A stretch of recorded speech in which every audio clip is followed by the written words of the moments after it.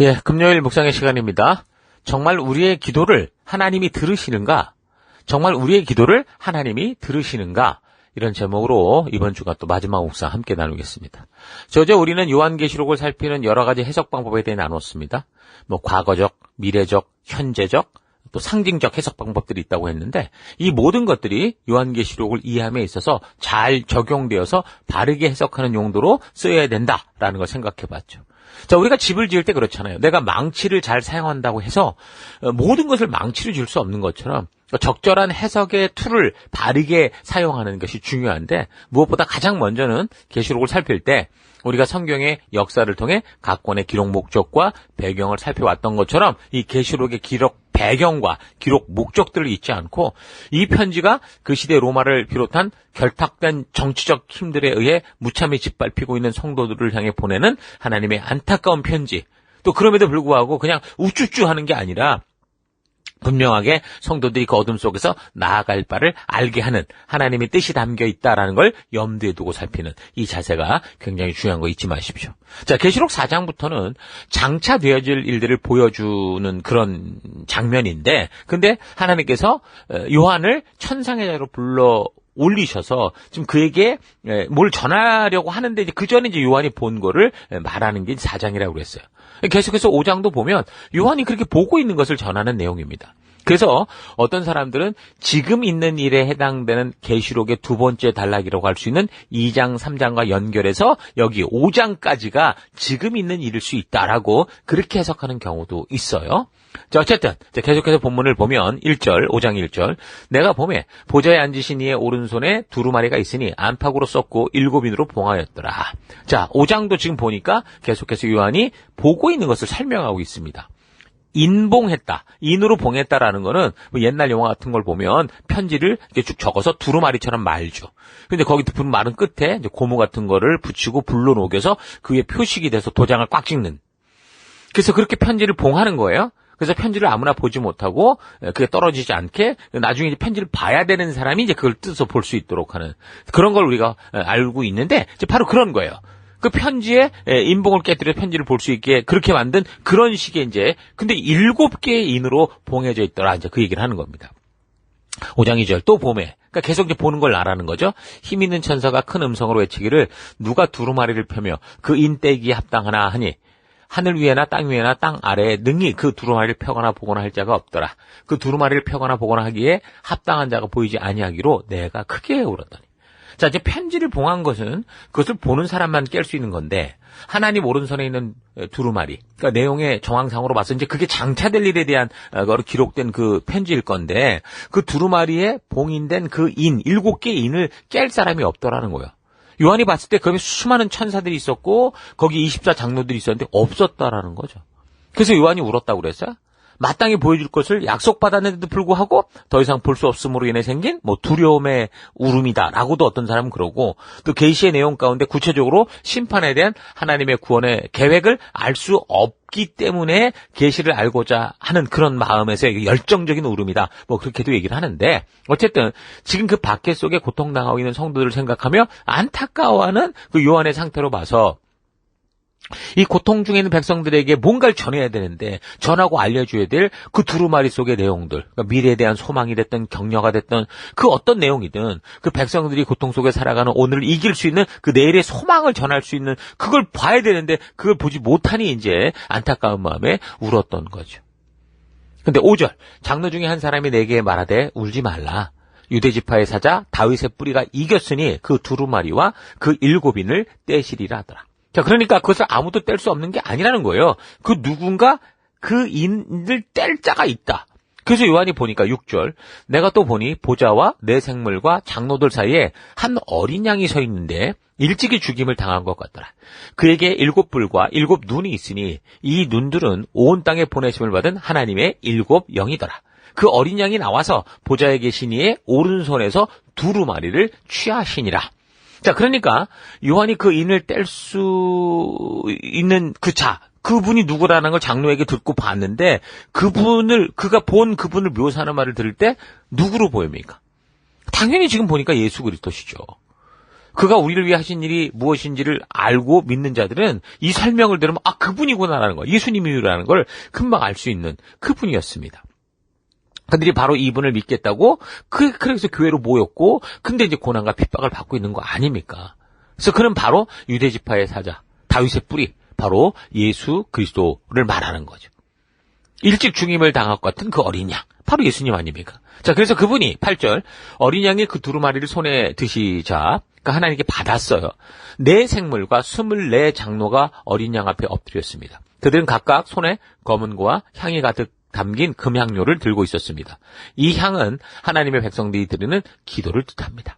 그러니까 성도들이 그 두렵고 억울한 상황에 대해서 간절히 하나님께 기도하며 간구하는 것이 전혀 드려지지 않는 것 같이 느끼고 있었던 그 시대 성도들이 지금 이런 모습을 볼 때 뭘 생각하겠습니까?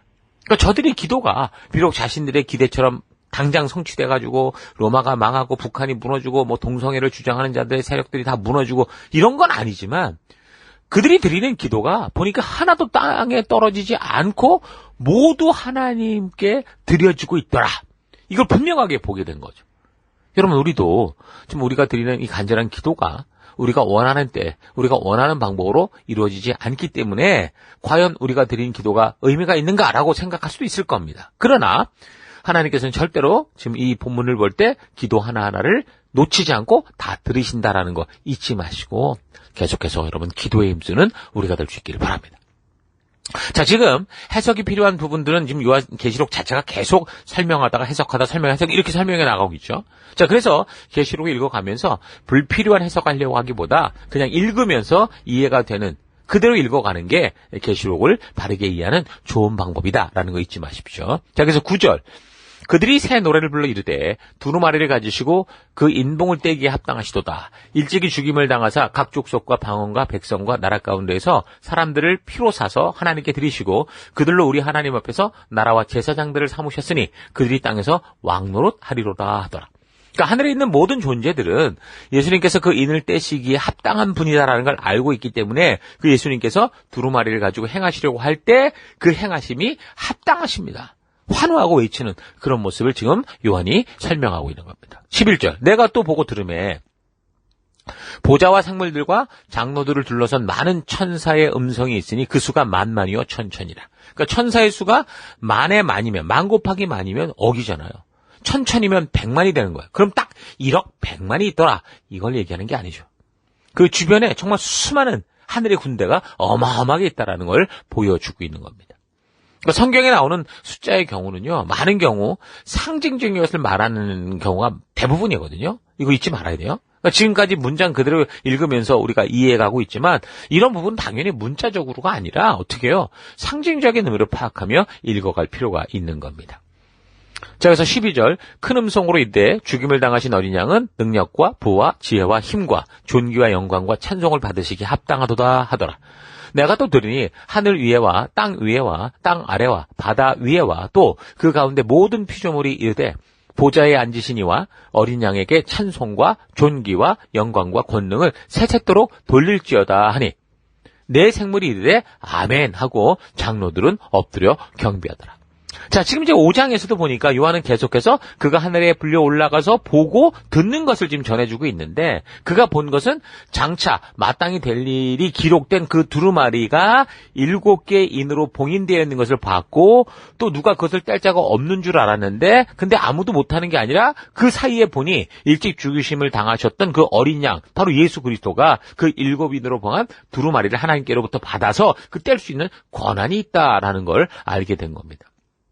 그거 두루마리를 떼면 그때 이제 장차될 일이 이제 나오겠죠. 자, 그러니까 5장은 아직도 요한이 그가 불려 올라간 곳에서 보았던 것들에 대한 설명을 하고 있는 겁니다. 그래서 이제 다음 장 6장부터 요한이 보았던 두루마리에 봉인된 7인을 떼는 이야기가 나와요. 6장 이하 정말 진짜 이제 그게 떼어지면서 나오는 그 이야기 속에 장차될 일에 대한 말씀들이 시작이 되는 거죠. 자, 정리를 해서 살펴보면 4장, 5장은 요한이 하늘로 불려 올라가서 보게 된 것을 적고 있는 거다. 그래서 이 부분은 그냥 성경을 그대로 읽어가면서 충분히 알 수 있는 내용이다라고 그랬습니다. 그래서 뭔가 자꾸 상징적인 의미를 걷다 갔다 꿰맞추려고 하기보다 그냥 읽어가면서 지금 요한이 우리에게 보여주는 것들을 그대로 잘 흡수해 갈 수 있도록 전체 흐름을 파악하는 게 중요합니다. 자, 그래서 그렇게 읽어보면 분명히 장차될 일이 지금 4, 5장에 나오는 게 아니고 요한이 불려간 곳에서 보았던 것을 대해 설명하는 이것을 알 수 있는 거죠. 자, 그런데 4장의 이 장면을 이걸 휴거라고 주장하는 그 세대주의적 주장은 단지 성도들이 그 대환란을 겪지 않고 피할 수 있다. 이 사실을 강조해서 안심하게 이렇게 생각을 했는지 모르지만 결국 이런 주장은 오늘을 살아가는 성도들로 하여금 이 계시록의 메시지가 진정으로 주는 그 환난과 핍박 속에서도 담대히 주의 뜻을 따라 그 어둠 속을 뚫고 나가야 되는 이 성도의 사명을 잃게 만들죠. 그러니까 뭐든지 성도는 기도만 하면 쉽고 편한 길로 가는 존재다. 기도만 하면 모든 게 저절로 이루어지는 이런 것처럼 착각하게 만들어서 결국은 우리 삶의 현장에서 고군분투하며 이 세상과 어둠과 싸워 빛이 돼야 되는 그 일에 나태하고 게으르고 어떻게 살아도 괜찮다. 이런 식으로 만들고 말았다라는 겁니다. 오늘 성경의 근거로 볼 때 분명한 거는 마지막 교회의 성도들은 반드시 그 많은 환난을 다 통과해야 된다라는 거예요. 만약 우리 시대에 이런 일이 벌어진다면 참으로 1세기 당시에 실제로 있었던 로마의 박해를 두려워 떨던 그런 일들, 지금 북한이나 이슬람 과격단체들에게 잡혀서 박해받고 있는 기독교인들의 고통이 실제로 우리에게 벌어지게 되겠죠. 만약 우리 생애 동안 예수님께서 안 오시고 우리가 죽은 후에 이런 일이 벌어지면 몰라도 계시록이 지금 말씀해주는 그 종말의 시기에 살아가는 성도들은 분명히 이 계시록의 말씀 그대로 이것을 겪어나가야 된다는 거. 우리가 바르게 배워서 그 어둠 속에서도 우리가 어떻게 빛으로 살아갈 수 있을까라고 하는 그 참 소망과 영원한 소망을 확실히 붙들지 않으면 어떻게 되겠어요? 무너지게 된다는 거예요. 그러니까 성경대로 읽어나갈 때 분명한 건 환난 전에 휴거가 된다라는 것은 성경적이지 않다. 오히려 다 같이 이 환난을 겪어가야 된다라는 것. 어두울수록 더 빛이 나는 것처럼 우리가 그런 길을 걸어가야 된다는 거. 이게 정말 요한계시록이 지금 우리가 살피는 5장까지의 내용을 통해 우리에게 말해주는 진리다라는 거 잊지 마십시오. 자, 그러면 어떤 환난이 있을까? 6장 이하에 이제 6장부터 보면 이제 7인을 떼는 동안 그 환난의 내용들이 나오는데 이제 다음 주에 계속해서 묵상해 가도록 하겠습니다. 자, 오늘 하루 나는 이 세상의 추악함을 보면서 하나님께 간절히 기도하고 주의 뜻을 따라 걷는 길에서 하나님은 나의 상황을 이해하지 못하고 무응답이라고 생각하고 있는지, 아니면 비록 내가 기대하고 소망하는 대로 기도가 응답되지 않고 하나님의 뜻을 따라 살아가고자 할 때 더 많은 야유와 핍박과 조롱이 있다고 해도 그 말씀의 가치를 따라가는 그 길을 걷고 있는지 좀 차분히 되돌아보기 바랍니다. 오늘 우리가 살아가는 세상이 과거 로마 황제 정부의 박해와 같이 그런 협박 같은 건 없어 보이는 듯 하지만 사실 우리는 우리가 살아가는 삶의 곳곳에서 내가 예수 그리스도를 믿는 자로 하늘 백성답게 살아가는 것을 자꾸 감추고 부인하게 만드는 그런 일들이 비일비재로 벌어지고 있습니다. 친구 사회 속에서도 그렇고 직장 속에서도 사업처 속에서도 심지어 우리 아이들이 다니는 학교에서도 우리는 우리가 하나님의 자녀로서 하나님의 뜻을 따라 살아가는 것을 담대히 말하기 두려울 만큼 우리의 믿음을 조롱하고 하나님의 존재를 무시하는 그런 일들이 여전히 있습니다. 여러분, 그러나 하나님께서는 살아계시고 우리의 기도와 간구와 우리의 눈물 하나하나를 다 기억하시는 분이다라는 거 잊지 마시고, 또한 이 세상의 역사는 당장 욕심대로 사는 사람들에 의해서 끌려가는 것 같지만 결국 온전한 하나님의 뜻만이 온전히 이루어진다.